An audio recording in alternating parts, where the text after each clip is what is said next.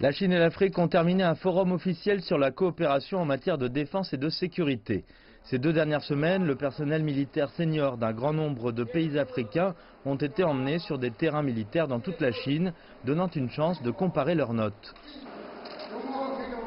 La Chine et les pays d'Afrique sont des nations en développement. Il est juste de dire que nous sommes pour une communauté de destin partagé.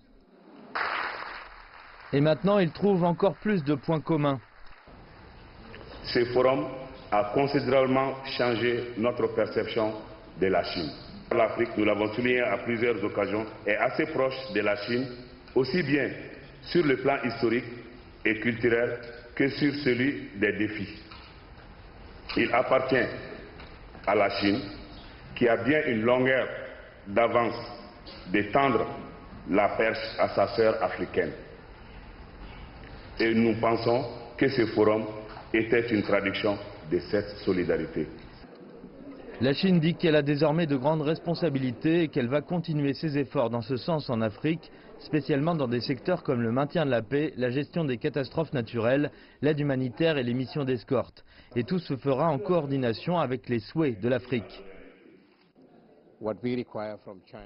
Ce que nous demandons de la Chine de façon claire est la fourniture d'un partenariat avec du soutien, de l'expertise, une capacité technique, une capacité de construction et des infrastructures pour nous permettre de faire le boulot par nous-mêmes.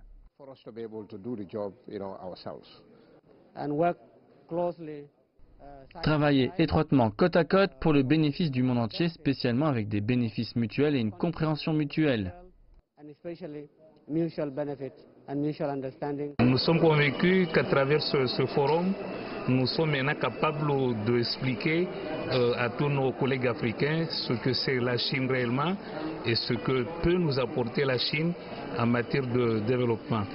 Ça va aller de mieux en mieux entre la Chine et l'Afrique. Ce rassemblement est l'un des événements préparatoires avant le grand forum de septembre, le sommet du Forum de coopération Chine-Afrique de Beijing, avec les dirigeants des pays impliqués.